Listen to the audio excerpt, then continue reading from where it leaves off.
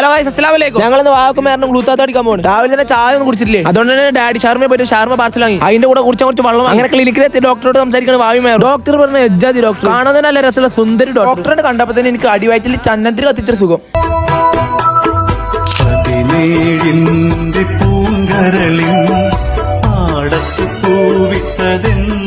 അതിനെ കണ്ടപ്പോ തന്നെ വാവന്റെ തരിപ്പ്. അത് കഴിഞ്ഞിട്ട് ഞങ്ങൾ പാർസൽ അടിച്ച് ഷവർമ തിന്നാണ്. അത് സെമീറൊക്കെ കറങ്ങണ കസാല തിന്നുന്നത് ഉള്ളത് പറയാല നല്ല രസമുള്ള ഷവർമ തിന്ന് കഴിഞ്ഞാൽ പിന്നെ തിന്നാൻ. അത് കഴിഞ്ഞിട്ട് നേരെ സൂചി കുത്തി അവിടെ കടത്തി. അത് കഴിഞ്ഞ് വാവന്റെ സൂചി കുത്തിന്റെ രംഗപ്പങ്ങൾ കണ്ടുകൊടുക്കണ്.